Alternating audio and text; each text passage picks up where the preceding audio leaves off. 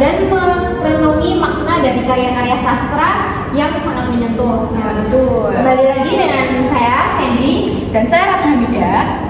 Kali ini kita akan membedah sebuah lagu yang sudah banyak sekali teman-teman dengarkan, menjadi teman sunyi, teman penyembuhan, dan juga teman berpikir, yang berjudul Yang Patah Tumbuh, Yang Hilang Berganti dari Banyak Ya. Halo semuanya.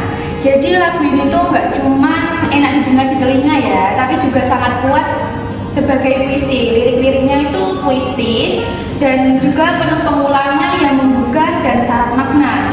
Menariknya, lagu ini tuh juga bisa kita kaji sebagai salah satu bagian dari karya sastra, yaitu sastra kontemporer. Yuk kita bahas satu persatu. Yang patah tumbuh, yang hilang berganti, yang hancur lebur akan terobati, yang sia-sia akan jadi makna yang terus berulang. Suatu saat henti, yang pernah jatuh kan berdiri lagi, yang patah tumbuh, yang hilang berganti. Oke, kalau kita lihat dari struktur liriknya nih ya, lagu ini tuh sangat repetitif atau banyak sekali pengulangannya. Pada lirik yang patah tumbuh yang hilang berganti itu muncul berulang kali seolah menjadi mantra yang membawa penghiburan dan juga kekuatan. Secara sastra ini disebut anafora atau pengulangan di awal baris atau frasa yang fungsinya sebagai pemberi penegasan emosional. Oke, bener banget nih. Dari pengulangan ini justru menguatkan tema lagu ini sendiri, yaitu bahwa dalam hidup, luka dan kehilangan adalah bagian dari siklus yang terus berjalan, tapi selalu ada harapan untuk pulih dan tumbuh lagi. Metafora seperti jatuh dan tersungkur di tanah, aku berselimut debu sekujur tubuhku, menggambarkan kondisi manusia yang sedang di titik paling rendahnya. Sangat visual dan tentunya sangat menyedih sekali.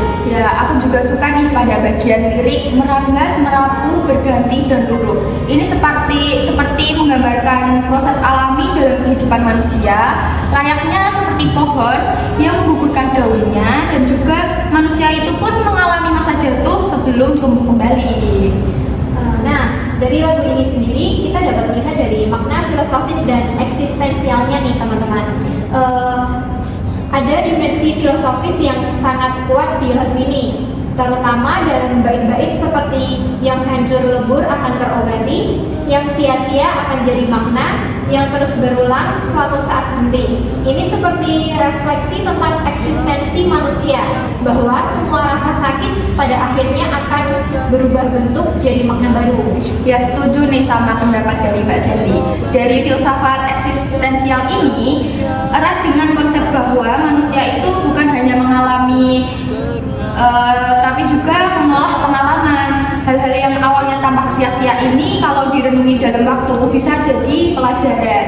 Jadi lagu ini tuh mengajak kita untuk menerima dan meyakini bahwa waktu itu adalah elemen penyembuh. Betul sekali. Dan ada juga nih dari kalimat yang pernah jatuh kan berdiri lagi. Ini tuh seperti bentuk afirmasi kepada kita bahwa tidak peduli seberapa parah kita jatuh, akan selalu ada kemungkinan untuk bangkit. Jadi kayak sangat manusiawi untuk kita merasa tidak apa-apa atau kita jatuh. Nanti akhirnya kita akan bangkit kembali dan menguatkan lagi. Saling menguatkan satu sama lain gitu ya Mbak ya. Betul. Oke, lagu ini tuh juga bisa kita kaji sebagai salah satu karya sastra kontemporer.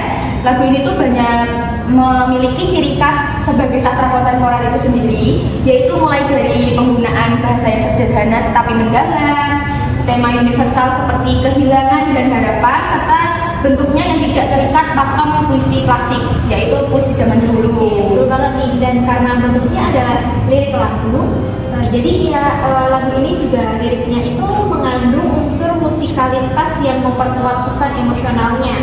Dari intonasi dan pengulangan lirik di bagian refrain dijadikan pengalaman mendengarnya begitu efektif. Lagu ini tuh membuka ruang dialog dengan pendengarnya sendiri. Ya, setuju sih. Jadi setiap pendengar itu bisa menafsirkan sendiri makna dari lirik lagu ini sesuai dengan pengalaman hidup mereka. Jadi sesuai dengan pengalaman hidup yang mereka lalui, begitu. Inilah kekuatan dari sastra kontemporer, yaitu bersifat personal, terbuka, dan juga resonan dengan kehidupan nyata. Oke, kalau kita mau menganalisis lagu ini secara akademik, bisa pakai pendekatan psikologi sastra.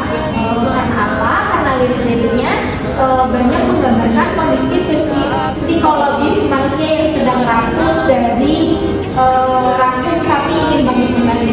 Ya, betul.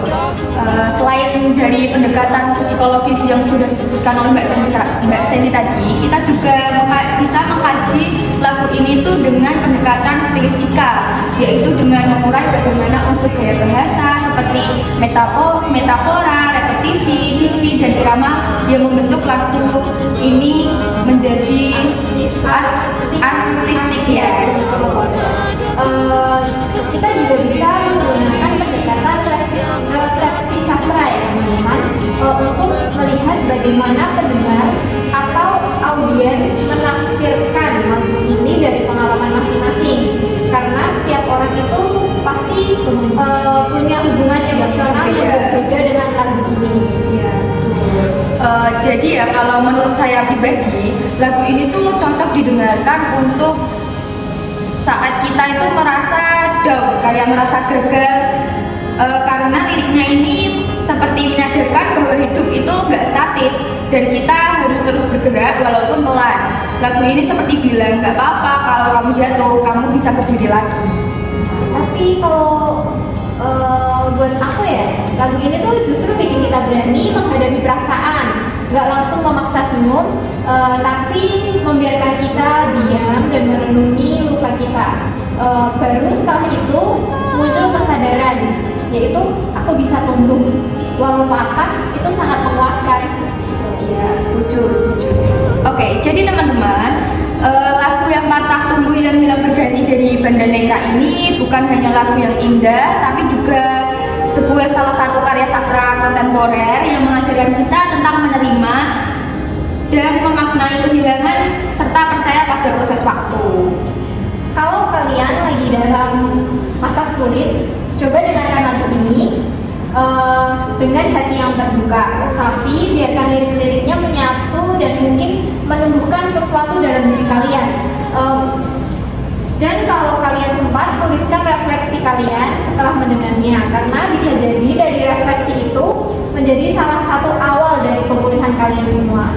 Nah, itu tadi salah satu pembahasan kita mengenai lagu yang ada di Indonesia, yaitu lagu pop yang patah tumbuh yang hilang berganti dari Banda Neira. Semoga dapat menambah wawasan kita semua. Terima kasih kepada semua yang sudah mendengarkan pada episode kali ini. Sampai jumpa di episode berikutnya. Dan jangan lupa, dalam setiap kegagalan itu pasti selalu ada potensi untuk tumbuh kembali. Dan jangan lupa juga, setiap kejatuhan ada harapan untuk berdiri lagi. Sampai jumpa di Ruang Kata dengan saya Sandy Dan saya Ratna. Saya pamit undur diri.